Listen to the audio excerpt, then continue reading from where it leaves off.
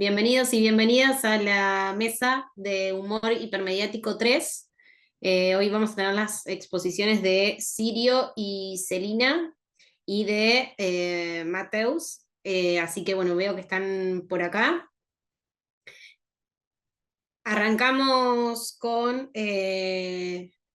Sirio y Celina. Tienen 15 minutos y bueno, yo les voy a avisar cuando falten 5 y si quieren ir compartiendo, creo que ya está habilitado, ¿no? Para que se comparta la pantalla, sí. Bueno, ¿están Sirio y Celina? Sí. Sí, Ah, ahí está. Bueno, entonces, bienvenidos y bienvenidas y les dejo que ya pueden comenzar. Celina. Olá, boa tarde. Boa tarde, pessoal. Vou falar em português, na minha língua. Não sou hablante de espanhol. Me desculpem por isso. É, Muito grata pela participação mais uma vez nessa quarta edição das jornadas. Parabéns a toda a equipe organizadora, Mara, Damian, Christian, companhia. Parabéns mais uma vez, saludo. Bom, eu vou projetar nossa apresentação minha com o Círio.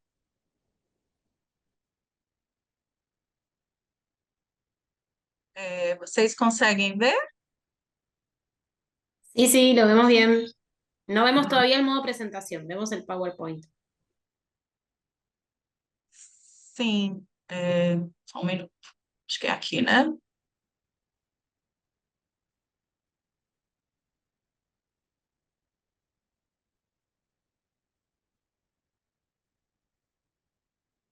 Pronto? Melhorou? Vemos bien ahora, sí. Ok. Bom, só um momento, porque senão eu não consigo passar os slides. Ai, gente, desculpem, vai ter que ser assim mesmo.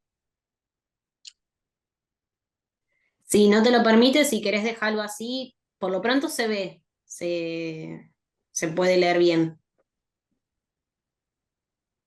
Vocês veem os slides agora? Sí, sí, Ainda. vemos el PowerPoint. Pronto. É assim que vamos projetar, tá bom? Então, boa tarde a todo mundo, mais uma vez. Eu, Celina Rodrigues Muniz, professora da Universidade Federal do Rio Grande do Norte, aqui no Brasil, junto com o professor Círio Possente, da Universidade de Campinas, também aqui do Brasil, vamos apresentar este trabalho intitulado Tecnologias e Práticas Digitais como Objeto de Humor na Web, alguns exemplos e algumas considerações, né? Então, na nossa apresentação, nós vamos nos pautar basicamente nesses três aspectos. Um pouco sobre a sociedade digital, totalmente digitalizada, e o humor também digitalizado, nisso que o Fraticelli chama de humor hipermediatizado. Depois a gente parte para as análises, nós trouxemos 6 exemplos, e a ideia é mostrar como existem pelo menos 3 tipos de posicionamentos acerca dessas novas tecnologias e novas práticas digitais, como o humor se posiciona em relação a isso. E aí apresentamos algumas conclusões. Bom, então, nós estamos aqui nos baseando basicamente, né, em tanto o Fraticelli, que fala sobre o humor nessa nova dimensão digital, como também em Byung-Chul Han, que discute sobre isso que ele chama de infocracia. O que seria essa sociedade digital nessa infocracia, né? Tudo acontece por meio dessa troca de informações, inclusive o humor. E aí o Fraticelli vem acrescentar, então, né, algumas características que definiriam o humor atualmente em contraposição ao que ele chama do humor tradicional, né, nas mídias tradicionais, TV, rádio, enfim. Por exemplo, nós aqui no Brasil, nós nesta semana estamos acompanhando um fenômeno, digamos assim, chamado, como é o nome da personagem? Da apresentadora do programa de TV, Marisa, ela, Marisa, isso. Obrigada, Círio. A Marisa Maiô. No espaço de uma semana, uma pessoa qualquer, um internauta qualquer, criou uma personagem com inteligência artificial chamada Marise Maiô. É uma personagem totalmente criada em inteligência artificial que supostamente representa uma apresentadora de programa de TV, só que ela usa um traje de maiô. E isso viralizou assim num curto espaço de tempo e é um exemplo aqui para nós que representa justamente esse humor hipermediatizado, né? Qualquer pessoa, a qualquer momento, em qualquer lugar, dispondo dos meios, né? Como, por exemplo, um computador com conexão na internet, pode criar e difundir humor.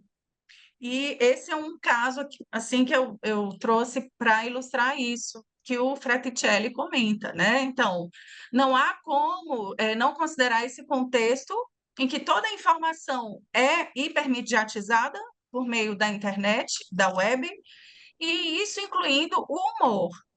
E diante desse cenário, então, a gente decidiu selecionar alguns textos que falem disso, né? Que abordem esse tema, esse objeto, tecnologias e práticas digitais, como objeto humorístico, né? Então, diante disso, a gente fez uma seleção e o Círio vai falar um pouco sobre esses dados que a gente coletou na própria web, né? A web falando sobre a web e práticas digitais bem, por meio do muito humor. brevemente, como está exposto aí nesse slide, o problema é como os próprios memes, digamos assim, os próprios textos humorísticos se posicionam em relação às redes, às mídias digitais. Como é mais ou menos tradicional, podemos imaginar, e os fatos mostram isso, que há textos humorísticos que favorecem a hipermediatização, digamos assim, e os que são críticos e os que são mais ou menos neutros. Escolhemos um corpus um pouco randomicamente, um pouco aleatoriamente. Não tivemos um guia, não nos propusemos um guia de como selecionar o material. Essa busca se realizou nas próprias redes, no Google, com buscas do tipo tecnologias digitais e humor, e eventualmente são textos que pessoas nos enviam por WhatsApp, etc. De maneira que não temos nenhuma pretensão de fazer um corpus representativo, mas é mais um corpus indiciário, digamos, um corpus indiciário daquilo que acontece com o humor na internet. Esse é um meme, né? É um meme, e o texto diz: Eu aguardando o governo investir em tecnologias nas escolas. Claro que isso toca num problema real, a falta de tecnologia em muitas escolas brasileiras, mas isso é representado humoristicamente, exageradamente, digamos, né? Mostrando um esqueleto. Uma pessoa esperando que o governo se mova, ela morre e se transforma num esqueleto, ou seja, decorre muito tempo, a espera é mais ou menos inútil. Então, é um elogio das redes e uma crítica de um agente governamental.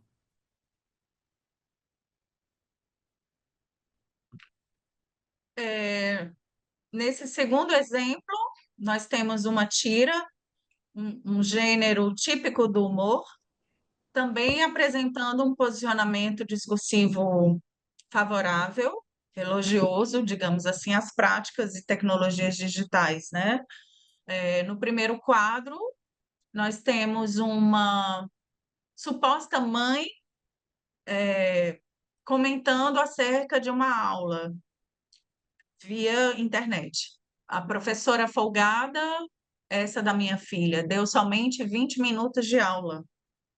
E aí, em contraposição, a outra personagem, a mãe, comenta, né? Levei mais de 3 horas para gravar, editar, subir no YouTube, criar um link, enviar essa videoaula de 20 minutos, bem objetiva para não cansar os alunos. Então, essa comparação e essa incongruência são recursos típicos do humor e são utilizados nesse exemplo aí justamente para assumir um posicionamento favorável. As tecnologias são positivas, devem ser utilizadas, né? É, inclusive na educação, no ensino. Seria mais um exemplo que atesta esse posicionamento favorável. E aí nós temos um segundo tipo de posicionamento que não seria nem tão favorável, mas ainda também nem tão desfavorável, né? Círio? Bom, aqui o meme mostra muito rapidamente, é uma coisa, digamos assim, mais ou menos óbvia, né? Uma pessoa faz um gesto de recusa, quando se trata de usar o celular, o móvel, né?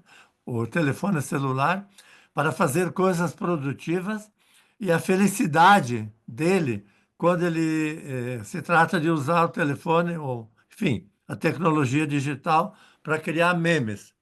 Seria uma visão mais ou menos estereotipada, é para fazer coisas úteis, importantes. É difícil, é chato, então há uma recusa, e para fazer as coisas que em tese são agradáveis, há uma felicidade, digamos. A pessoa é feliz fazendo coisas inúteis, ou menos importantes, ou não produtivas. Podem ser até mais inteligentes, né? Mas não são produtivas. Aqui outro meme que mostra como é fácil reconhecer. De um lado, a Mona Lisa, né, sua imagem tradicional. Podemos dizer que é de uma mulher da Renascença, discreta, olhando mais ou menos feliz para algum ponto, né? E do outro lado está aquilo que seria a Mona Lisa se ela fosse um personagem do mundo atual, do mundo contemporâneo. Ela estaria fazendo uma selfie, arrumando o seu cabelo de uma maneira talvez um pouco sexy, não exageradamente, mas talvez um pouco sexy, e fazendo uma selfie, né? É, a graça residiria no fato de você imaginar uma personagem clássica transposta para o mundo moderno e adaptando-se a esse mundo. E o mais típico seria ela fazer uma selfie. Temos que correr, Celina. Bom, então, aí um terceiro tipo de posicionamento que nós identificamos nessa seleção de dados que fizemos seria esse posicionamento mais desfavorável, né? Que aponta para uma crítica mais explícita, mais contundente às práticas e tecnologias digitais. Nós temos aqui uma tira de um desenhista brasileiro chamado André Dahmer, bastante crítico, né, às redes sociais e todos os hábitos ligados às redes. Ele tem, inclusive, um personagem chamado Capitão Algoritmo, bastante, né, irônico. E nessa tira, por exemplo, nós percebemos esse posicionamento desfavorável por meio desse recurso humorístico, que seria tanto o paradoxo quanto a ironia, né? As pessoas mais tristes do mundo em momentos de lazer.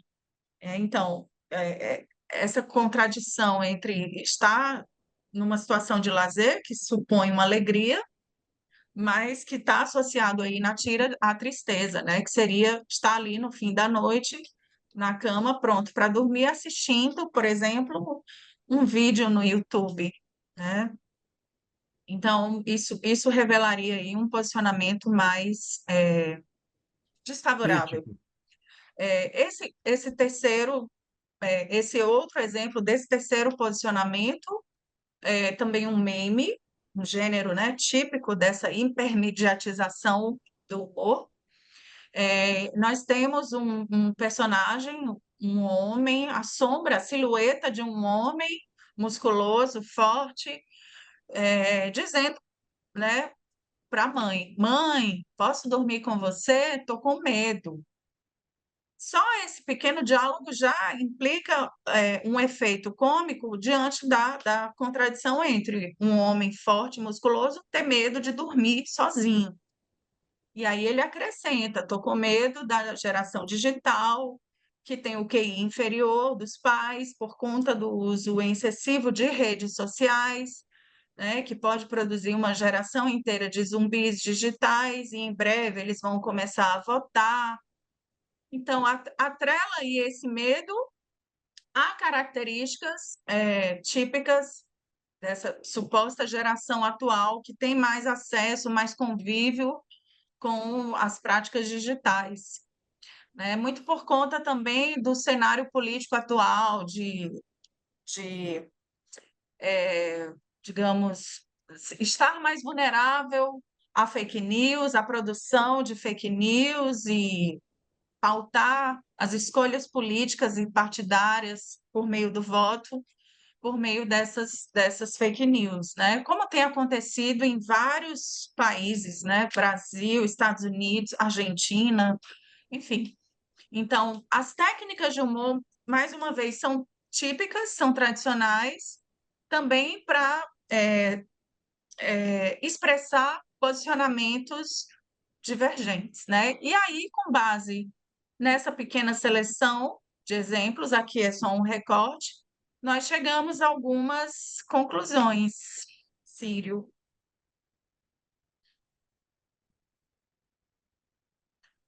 Bom, as conclusões de dois tipos. Uma relativa às técnicas, digamos assim, de construção desse material. O traço que a gente considerou mais interessante é que se trata de uma espécie de bricolagem, de produzir textos, imagens, figuras a partir de um material já existente, como se fosse uma reciclagem, né? Não é uma criação a partir do nada. Bom, nada se cria a partir do nada. Mas, enfim, quando você produz um xiste, você não necessariamente parte de um outro texto. Mas aqui as imagens, o humor que é imagético, tipicamente ele explora uma imagem pré-existente, real ou imaginada. É basicamente um trabalho que exige uma determinada tecnologia, né? E, em segundo lugar, muito rapidamente, é, eu, pelo menos, tenho achado isso em outros trabalhos, inclusive num apresentado há 2 anos em Buenos Aires.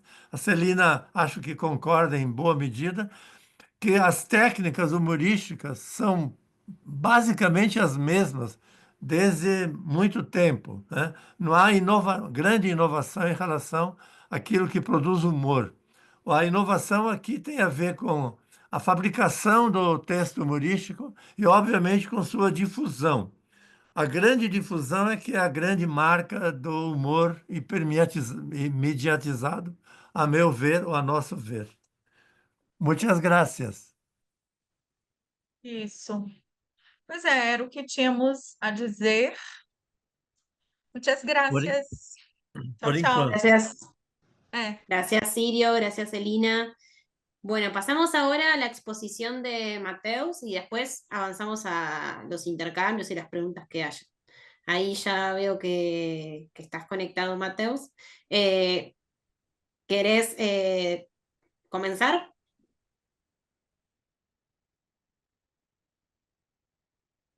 Liga o No te microfone, escuchamos. Matheus. Melhorou, agora foi. Eu vou apresentar também em português, tá, gente? Se não for problema, eu coloquei os tópicos nos slides para facilitar a compreensão de todos. Eu vou rebater aqui a apresentação, então eu vou precisar que vocês me acusem que estão me ouvindo, que estão enxergando direitinho, tá? Porque vai tomar a tela inteira, então eu não vou ter o controle aqui da reunião. Se puder Sim. falar um pouco mais devagar, é bom. Tá, vou fazer isso então. Obrigado pela dica. Para Vou eles, rebater né? agora. Sim, não, sem dúvida. Deixa eu ver aqui.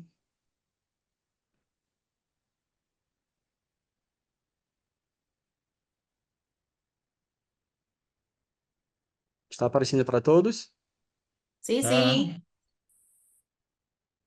Então, boa tarde, pessoal. Eu estou muito feliz de estar aqui hoje com vocês, né? Nessa troca, está sendo muito, muito produtivo para mim.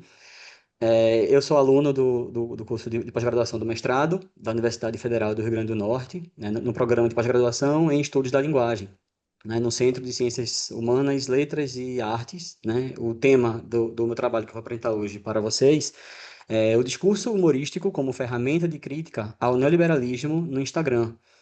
Eu ainda estou ainda mais feliz por estar junto com a minha orientadora e com o Círio aqui nessa mesa. Então, vamos começar. Eu tive a liberdade de separar alguns eixos, né, orientadores da pesquisa, que foram esses dois, certo? Então, assim, que é o humor como ferramenta política e de resistência e a influência da cultura neoliberal sobre as práticas no mundo corporativo. Matheus, Então, desculpa, eu, seu slide não está passando. eu Estamos na primeira página. na primeira página das informações do curso e tal. Sí, sí, Isso. estamos ahí. Tá, deixa eu ver então. Agora tá Pronto, aparecendo? Ahora sí, sim. claro. Pronto, pronto. Então eu vou apresentar assim, então, para facilitar para todo mundo, então. Tá, É, vamos lá. Tá, eu separei esses dois eixos orientadores, tá? Que são o humor como ferramenta política e de resistência e a influência da cultura neoliberal sobre as práticas no mundo corporativo. Então, eu parto da ideia, né, de que o humor ele não é neutro, né? Ele é carregado de significações sociais, culturais.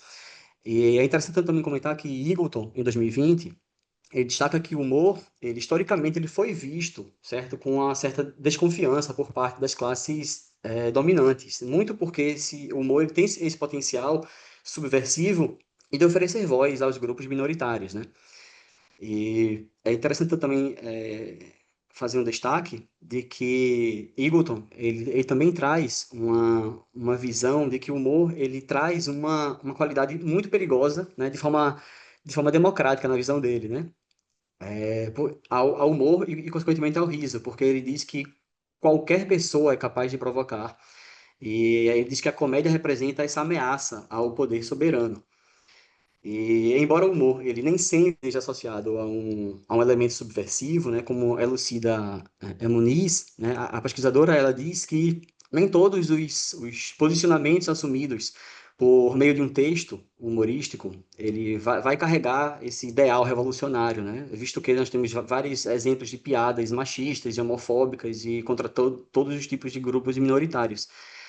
E um outro eixo importante, né, que é essa influência da cultura neoliberal sobre as práticas no mundo corporativo, aí eu trouxe Thompson, né, em 2011, quando ele fala da desmistificação das relações sociais, né, tá trazendo uma visão marxista, que é uma característica própria dessa propagação do capitalismo, né, que estabelece a relação social em sua essência, que é uma relação de exploração.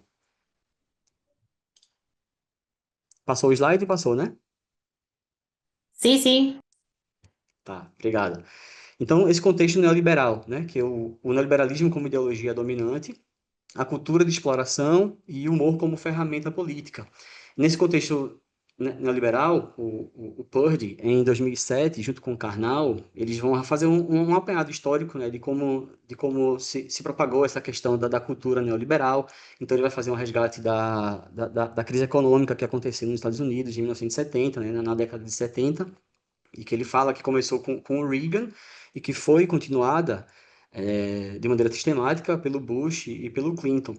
E Karnal, ele deixa claro que, independentemente se você concorda ou não com essa política neoliberal, os Estados Unidos ele faz parte da temática global. Então, para estudar o mundo, necessariamente você teria que estudar os Estados Unidos, felizmente ou infelizmente.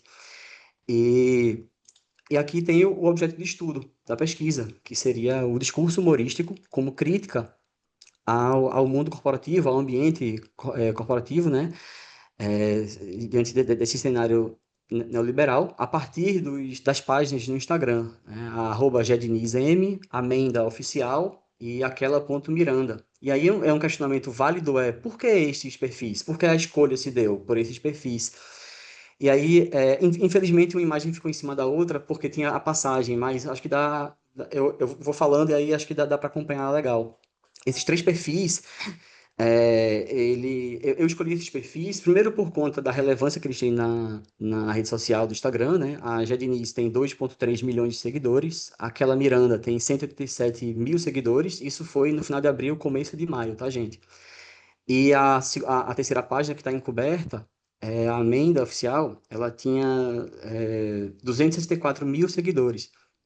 E aí a escolha também se deu porque eu me identifico muito com esse tipo de humor, que é um humor mais crítico, um humor mais ácido, só que assim, sempre tendo como objetivo uma crítica às ordens normativas, né? A quem está em cima, no caso, né, nessa cadeia alimentar, vamos dizer assim. E é importante também dizer que tanto a Gednis, né, os perfis, que eu vou falar no próximo slide, fica melhor, na parte da análise dos perfis e dos vídeos, que eu acho que é o mais interessante aqui para a gente. Eu separei 3 vídeos, um de cada perfil, só que de temáticas diferentes, embora eles tenham um tronco comum, que seria essa questão da cultura neoliberal presente no ambiente corporativo, né? Então, esse primeiro vídeo, à esquerda, se dá em um contexto de que, assim, se estamos falando da cultura digital, não tem como não mencionar Pavot, né, quando ela traz a questão do conceito da ecologia do discurso, que essa pesquisadora, ela traz uma visão de que não tem como analisar um discurso de maneira apenas linguageira, né? Nós temos que analisar o contexto para completar esse sentido.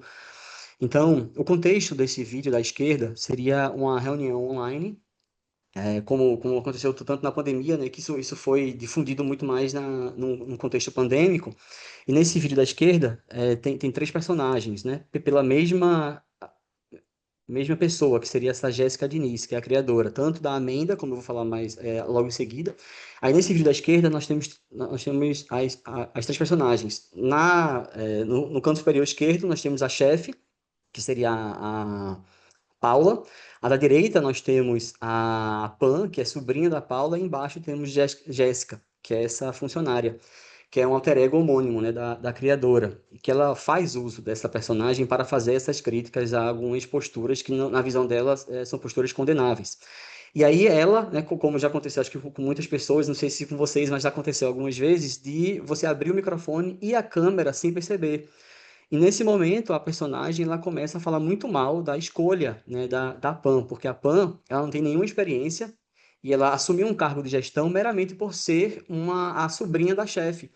Nisso, a Paula e a Pan estão ouvindo todas essas críticas de Jéssica, que ela não percebe, e ela fala que a Pan não sabe salvar sequer um PDF. Então, nesse vídeo aqui, fica escancarada uma crítica a esse dito discurso meritocrático, né, tão propagado pelo neoliberalismo, que muitas vezes a empresa, né, em vez de colocar uma pessoa que tem uma qualidade técnica, coloca um parente de um gestor, né? Então, indo de encontro a tudo aquilo que eles pregam.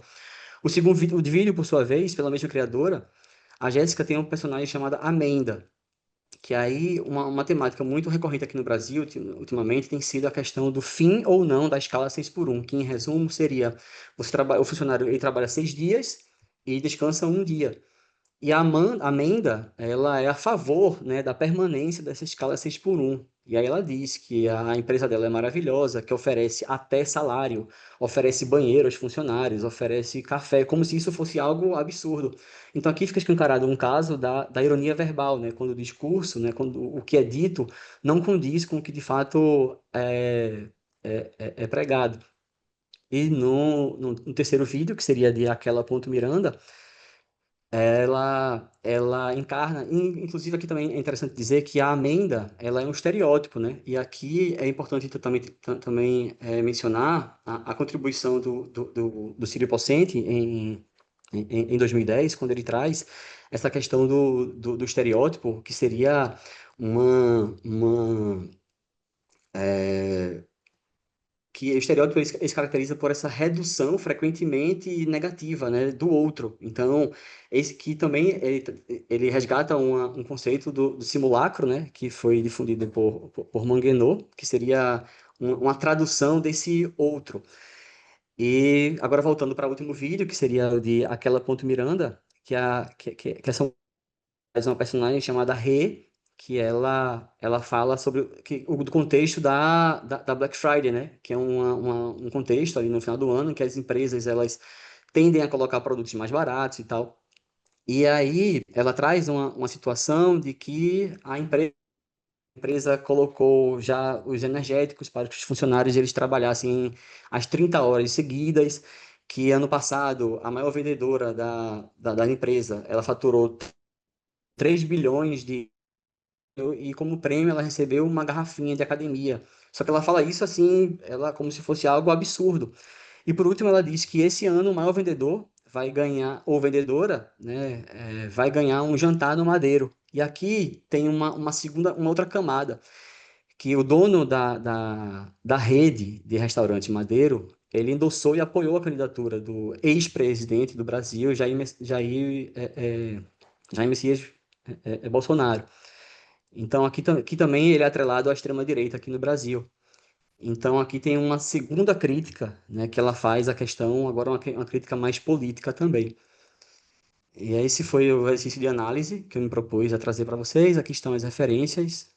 E é isso. Muchas gracias.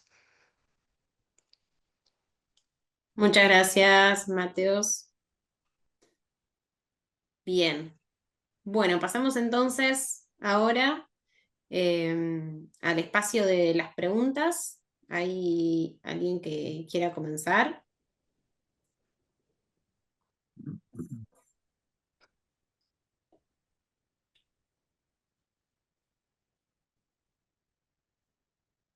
Bueno, empiezo yo. Yo tengo una pregunta para Sirio y Celina. No los veo por acá. ¿Puede ser? Ah, ahí los veo. Eh, En todo caso, pueden ir dejando las preguntas en el chat porque me cuesta visualizar a todas las personas que estamos acá en la reunión. Así que por ahí, si me paso de alguien, si no, avisa, desactiva el micrófono. Mi pregunta sobre el trabajo de Siri y Celina tiene que ver con esos posicionamientos favorables y desfavorables. ¿Qué tienen en cuenta para identificarlos? Tal vez lo dijeron y se me pasó en el idioma, en la comprensión del idioma, pero bueno, me resulta interesante, pero no puedo terminar de descubrir desde qué lugar están pensando que es favorable o desfavorable. Bom, não houve nenhuma elaboração especial, né? Foi mais ou menos uma análise intuitiva daquilo que o meme ou qualquer outro gênero poderia significar em relação às próprias redes sociais.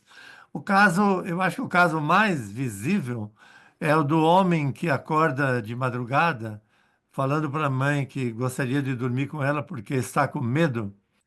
E ele deixa claro que o medo dele vem de determinados usos das redes sociais que estão produzindo pessoas sem consciência, verdadeiros zumbis, e que essas pessoas depois vão, inclusive, votar.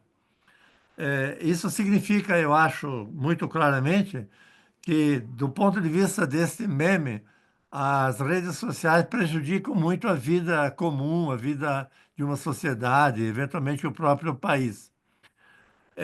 No primeiro caso, por exemplo, do esqueleto, acho que fica implícito que as tecnologias na escola são uma coisa boa, mas o governo demora muito. Então, há uma espécie de elogio das tecnologias e de uma crítica ao governo, mas o que nos importava era o elogio da tecnologia. Eu queria acrescentar também, bem interessante a pergunta. A gente Sim. se baseou no que está dito e no que está subentendido, né?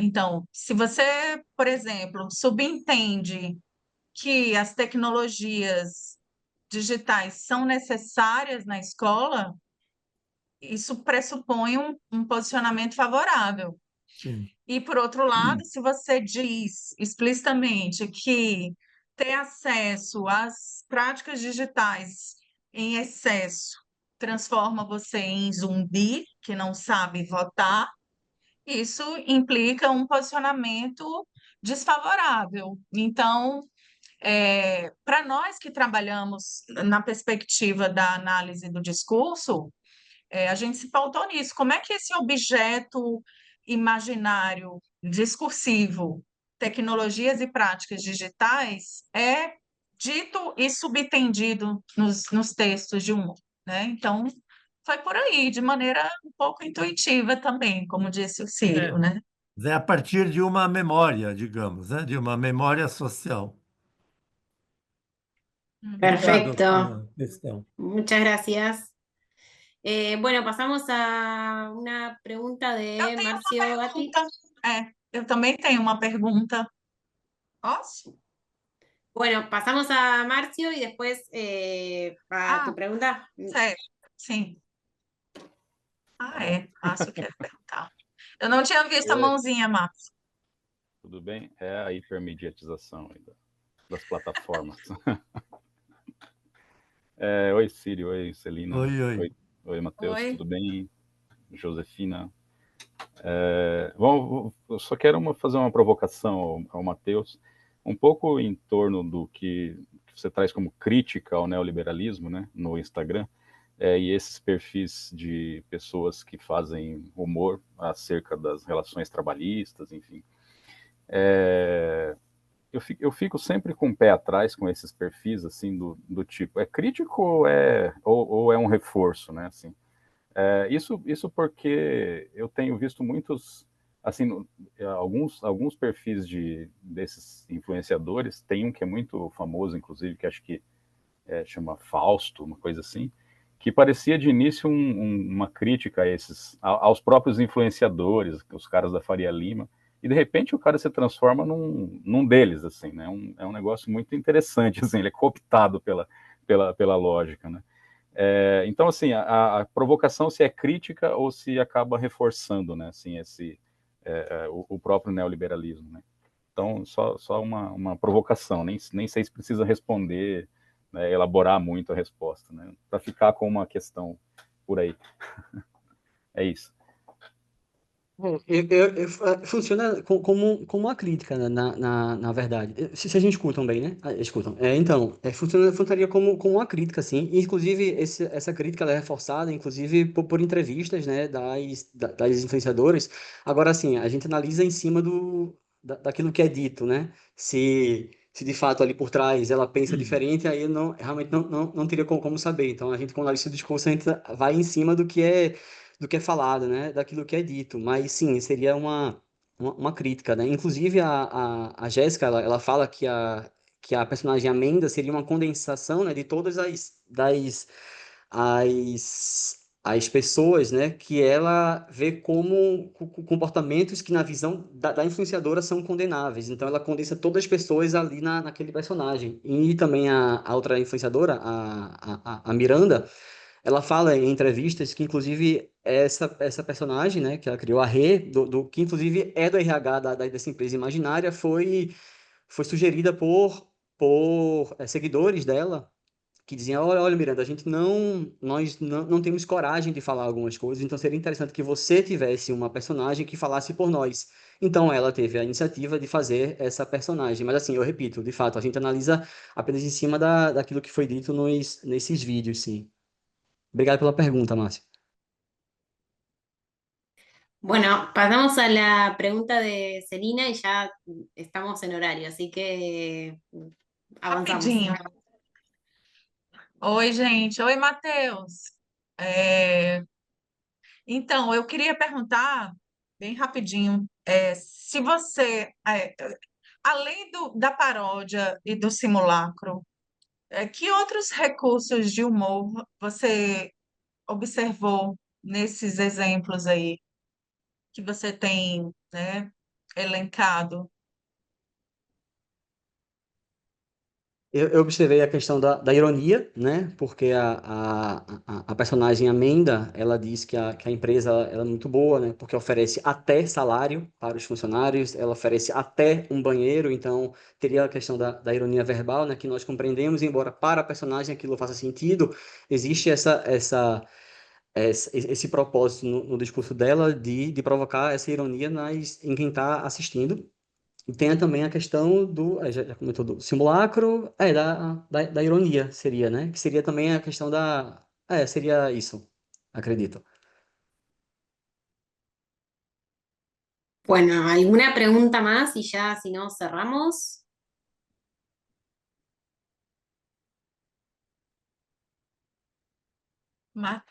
Tiago está perguntando no chat. ¿Querés Além do responderle? Instagram, Puedo preguntar É, aqui também. Ay, Matheus, dale. tudo bem? então, Parabéns Tiago, pela... Aqui. Parabéns tudo pela jóia. excelente apresentação. Valeu. Queria te perguntar se você está analisando alguma outra plataforma ou perfil também. E deixo aqui uma sugestão do perfil do Saquinho de Lixo no LinkedIn, que acho que dialoga bastante com essa proposta, principalmente da Amenda. nossa, Pronto, Tiago. saquinho de lixo? Saquinho de É Lixo. Eles são excelente. famosos no É, Instagram, mas no LinkedIn eles fazem um humor bem direcionado assim ao neoliberalismo e a própria plataforma do LinkedIn ali. Tiago, eu confesso, muito obrigado pela Legal essa pergunta. dica. Eu confesso que eu não conhecia o perfil do Saquinho do Lixo no LinkedIn. Eu sigo no Instagram, acompanho todas as publicações, eu acho genial. Mas aqui também eu deixo uma outra recomendação para você e para todo mundo que está aqui na sala, do perfil da Amenda Oficial no LinkedIn, que foi também criado com esse intuito, só que assim, eu não sei qual perfil em relação ao Saquinho do Lixo, mas o perfil da Amenda é sempre em tom irônico, só que como se ela cria aquele personagem, né, de culto a esse neoliberalismo, então, para quem tem interesse também é muito, muito legal. Mas obrigado pela sugestão, Tiago. Eu não conhecia não o perfil no LinkedIn deles, não. Bueno, muchas gracias por las presentaciones, súper interesantes. Vamos cerrando porque 16:20, ahora hay un minuto, un tiempito de recreo, de receso y nuevamente hay mesas. Así que les agradecemos por haber presentado los trabajos y bueno, por el diálogo que se ha presentado. Uma Muchas dúvida, gracias. José, uma Sí, sí. dúvida. As próximas mesas são nesse mesmo link. Ya te confirmo, sí. A gente pode ficar conectado. Hay dos links distintos, depende a la mesa que quieras ir. Ah, entendi. Sim, A tá ver, bom. Então a gente sai e no, entra de no, novo. es este mismo link, porque hay una sola, perdón. Hay una Ah. sola mesa, queda la mesa plenaria, humor, política y mediatización, que es este mismo link. Sí. Ok. Muchas Así que gracias. este mismo. De nada. Hasta luego.